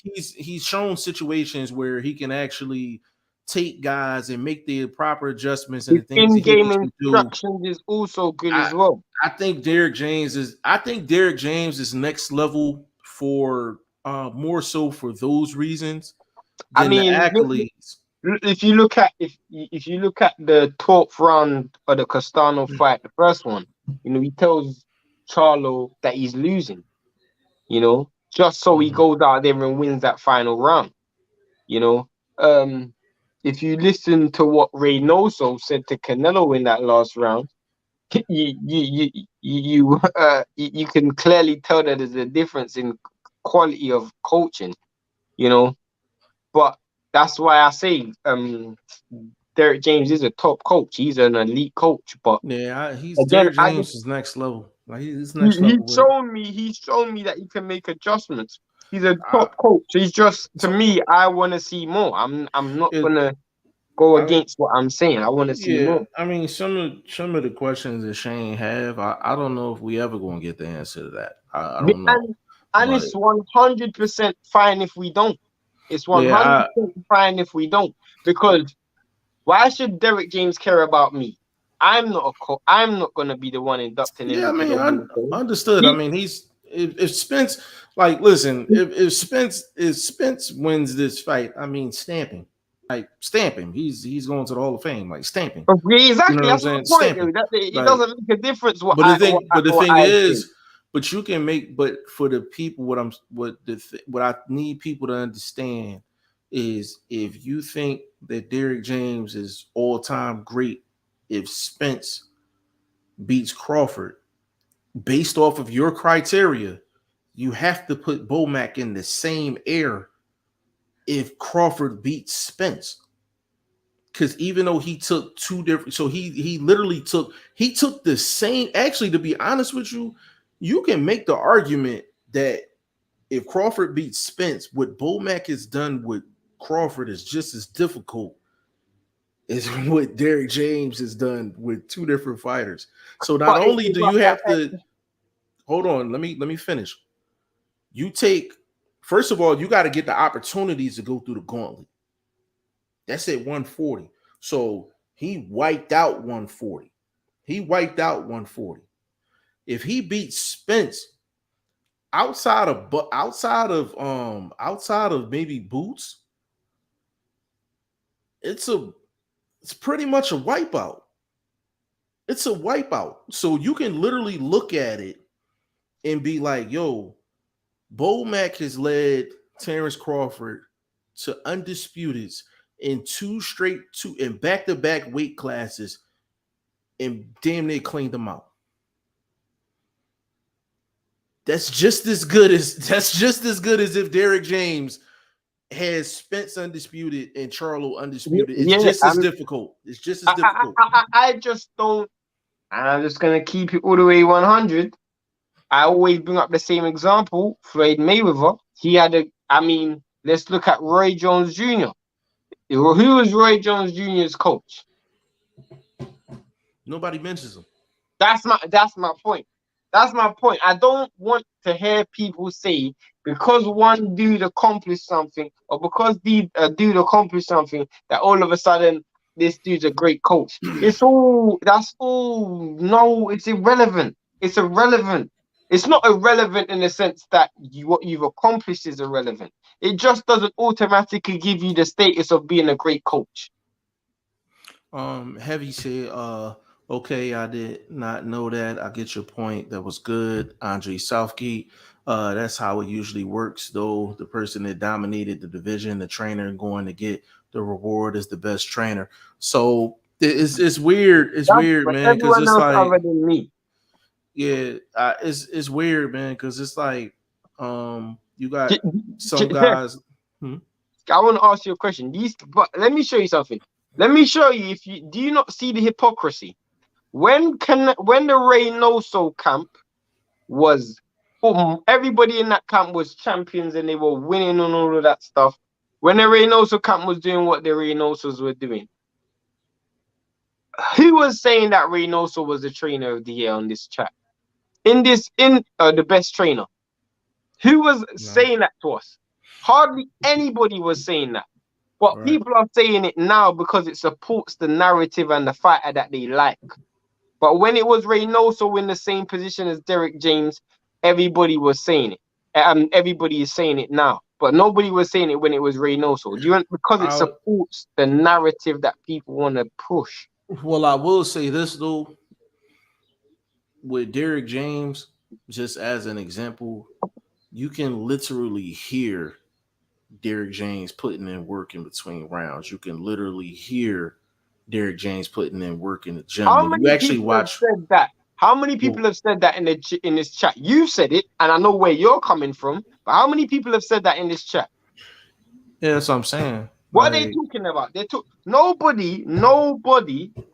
This is the thing. If someone came to me, you've come to me and you've explained why you see Derek James as high as you see him. Cool. What you're saying is from a boxing tip. Every single individual in this chat who's basically pushed Derek James, all they're talking about is accolades. This dude's gonna come undisputed. This dude's a multiple weight world champion or multiple belts or not. So my question is, if you're going by accolades, then therefore you should have had the same level of respect for um Eddie Reynoso. Nobody said anything about what you said. No one said anything about in-game adjustment, camp adjustment, your ring walk, your ring talking, and what you're saying in between rounds. Nobody said that. Only thing people have ever said is he's got Charlo, who's undisputed, and Errol Spence, who's unified. That's all they're talking about is accolades. So let's go back to the Reynoso camp when he had multiple champions. It's the same thing. well, and the thing is, like, and that's something that, I mean, the L Dubs and the Stay Readies and heavy bags. That's things that they got. They would have to answer. But for me personally, I'm like, you combine what's been accomplished with the longevity in which, because all it takes is, I'm big on longevity. All it takes is one night. All it takes is one night, one half night, one so night, one bad night, and everything can change. Everything can change. Another reason why I put Derek James in a high space is because you very rarely you've almost never seen Spence on an off night. You might seen Spence at the worst was the Porter fight, and I just put that to competition. I don't even put that to like Spence wasn't doing this or doing that. That was just Porter was just stepping up to the plate. When this competition, you just gonna have a back and forth like that. Even with Charlo for the most part has been consistent. In the two fights that he wasn't consistent, he came right back and he let you know, like, hey, listen, that first fight, forget about that one. So there's reasons outside of the accolades where I just hold Derek James in that high regard. Now, for other people, if you want to explain why Derek James is in a high regard, if you don't mention anything outside of what Spence has accomplished or what Charlo has accomplished, then you're gonna get pushbacks from the Shanes of the world. You're gonna get pushback from the Shanes of the world. So it's just Yeah. you're gonna get pushback. Like, cause I might, you got to look at it this way. Vladimir Klitschko dominated a heavyweight era. Nobody mentions the coach. You understand what I'm saying? Roy Jones was, I mean, you could make an argument that he was one of the greatest to ever do it, but you never mention the coach. Even you take a James Toney. James Toney has had a bunch of coaches that were quality coaches, but when you think of James Toney, you really don't think of any particular coach. Now you think of Eddie Futch, you think of Eddie Futch, but even you don't immediately think of him. Like when you go throughout James Toney's history, you'll think of him. But you take a Lennox Lewis, you automatically think of Manuel Stewart. You understand what I'm saying? You take a let's say a Michael Moore, Andre Ward, you automatically think of Virgil Hunter. You know what I'm saying? When you think of Bernard Hopkins, you automatically think of Brother Nazim. And actually, Bernard Hopkins had another coach before Brother Nazim that put in a lot of work with Bernard Hopkins, but you just think of Brother Nazim. So it's just, it's interesting because like not every fighter's success comes, brings the same accolades for a trainer. You take like you said earlier, you take Lomachenko, you take Usyk. Lomachenko's dad doesn't get mentioned at all, but you take a Crawford, you automatically think Bomac. You know what I'm saying? Like, so it's just, it's crazy. Like you think of Boots, you think of Bozy. Like, you know what I mean? I just feel like some people allow their bias towards a fighter, towards a coach, towards You know, I know Stay Ready knows those dudes. He knows the dudes out of Texas. So I know why he's gonna be saying what he's saying. And cool, you're entitled to your opinion. But just listen to you got if you're gonna say your piece, cool. You just have to respect that I'm not as convinced as you because I'm not affiliated to those dudes. So therefore, the links and the connections that you have, the thing that keeps you affiliated to that individual isn't gonna apply to me. I've never met Errol Spence. I've never met Derek James. I've never met Charlo. So I don't know those dudes. So therefore, I have no reason to be biased towards them. I have no reason to even see things in their favor. They don't do nothing for me other than fight. You might know them personally. So therefore, you might be more inclined to see what they do behind the scenes and respect what they do and give them credit. I don't, because you're just another fighter to me. You mean nothing other than the fight, other than your profession. That's all you are. Just another person doing a profession. And I don't give credit where credit isn't earned. Just because I know you, that don't mean nothing. There's people I know, and I'll tell them to their face, I think they're gonna lose the fight. It don't mean that. It don't mean that. It doesn't mean that I don't respect them as a person. I'm just giving you my opinion. Yeah, it's always going to be a debate as far as like the trainer, how much credit do they get, how much credit should they get, and you know things of that It's nature. an individual sport. You see my point? So you gotta remember that it's not like you're managing a team, you know, like you're managing an NBA team or an NFL team or whatever, where you're coming up with plays and this person doing that person, you have to manage this person's ego, and that's not necessarily the case in this. You got to Yeah, call timeouts and half times and halftime team talks and all of that stuff. You're not doing that in a boxing ring, you know. yeah. So it's always an interesting debate, you know, when it just come down to the trainers and and things like that, man. And it's so many trainers out there that I think is very good in terms of just dropping knowledge and things like that, but they may not have that one signature guy. They're actually some of my favorite guys to actually listen to in terms of boxing knowledge. The majority of them don't even have a top level guy that will put them in that next air. Like this guy's like Coach Mustafa, that's very good, and he kind of reminds me of Brother Nazim. You take Instagram, the Mad Scientist, he's out of Philly. He works with a lot of different guys. You One take of a my Coach favorite, Rel. one, yeah, Coach was one of my favorites. One of my favorite coaches of all time. One of my favorite coaches of all time is James Ali Bashir. Yeah, yeah, and I mean it's so many guys that put their stamp just on boxing, period. But the reason why they don't get the accolades is because they don't have that one guy that's in the national limelight that's getting them the accolades.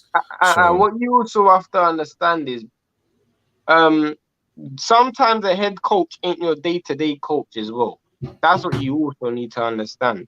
Like sometimes a fighter works with the second more than they work with their head coach, you know, and it's the second that is actually the one doing the majority of the work. You know, I can give you numerous occasions where you got the second in command who's actually the real person that's actually doing the physical work. Like, look at Customoto. Customoto was never on the pads with Mike Tyson. Customoto was never running heels with Mike Tyson. Customoto was never, you know, doing strength and conditioning with Mike Tyson. He had coaches for that. He was just the brain behind the outfit. You know, he was just the inspiration behind the outfit. You know, the mind behind all of it. You know, and that's another thing that comes into boxing. You know, how much credit do you give the brain, and how much credit do you give the brain? yeah, I mean, and that's the thing. Like, and it's like, I know Blunt not here right now. He probably would have blew a gasket, like you know what I'm saying. But it's But just Blunt is just like very. what you will never see from me is a reactionary behavior. I'm not reactionary. So I don't go from pillar to post depending on whether it's raining outside or it's cold or windy. I stand on my square 24 hours a day. A lot of people are very, very, they're fair weather boxing fans. Where if it's raining today, they're on this side of the street. If it's windy today, they're on another side of the street, just reacting to the scenarios. And I'm not a fan like that. You know, just because this dude lost this fight, all of a sudden he's not good anymore, and this fight is all of a sudden the greatest fight of all time. Like, look how people were reacting when Canelo lost to Bivol. Like, Bivol was the next coming of Jesus Christ. I'm like, you guys just didn't watch boxing before. That's just the reason why you were so surprised. And it's just, again, I'm not a reactionary fan, so.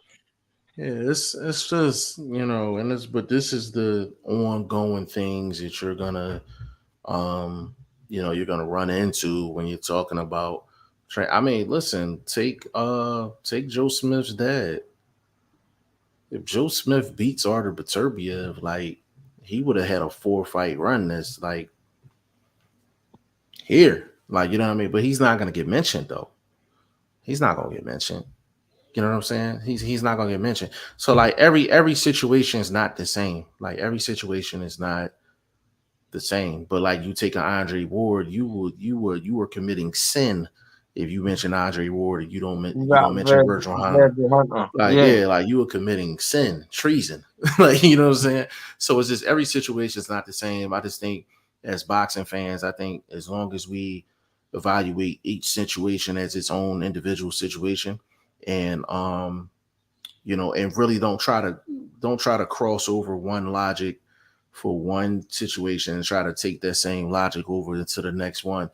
Everybody has their own individual situation, and we got to look at it that way. And I mean, Derrick James, um he whether he wins or loses with the Spence fight, he still has opportunities to basically improve the resume. Like, you know what I'm Yeah, saying? I Just mean, because you just I- because you thi- have that thi- just because you have that that accomplishment doesn't mean you can't improve the resume. So he still a will have lot, opportunities to do so. a lot of imagine if Terence Crawford beat Spence and Charlo. Everybody will just discredit Derek James. So all of a sudden, he's not a good coach anymore. Do you see my point of where the errors are in a lot of people's arguments? All of a sudden, he won't be a good coach anymore because he All right. lost. That's how a lot of people will see it, bro. That's how a lot of people will see it. Yeah, and it's just but it's so many people that think like there's a lot of people that think Bomac ain't good. Like, but then you got a lot of people that will say Derrick James is on a whole nother level because of the results of Spence and the results Bro, I of really want to Charlo. jump. I'm real tired. Nah, no, we getting ready to jump up off this joint, man. Um, we gonna close this joint out, man. Big shout out to Big Bro, he ain't in here though. Boxing First Vlog, aka the General, aka Blunt, aka Blunt Bayless, aka Mr. 1K. Big shout out to him. Definitely go follow his YouTube channel. Definitely get this link customized, but that's basically the link right there. Shane, get your social media so we can get up out of here, good brother. I'm Shane the number one. Exclusively on Instagram, I_am Shane the number one. And y'all can follow me all over the place, man. Facebook, Instagram, Twitter, G5Jeff TV, website G5JeffTV.com. We will be on tomorrow. I'm off tomorrow, so we will be on. And we definitely gonna be chopping it up. Final thoughts and predictions for Beterbiev and Joe Smith. We'll dive into the undercard a little bit more too, and then whatever else boxing news brings us tomorrow, we'll touch on that as well. So on behalf of the very sleepy VP Shane and your boy G5 Jeff TV, man, on behalf of the staff, we'll see y'all tomorrow with episode 104.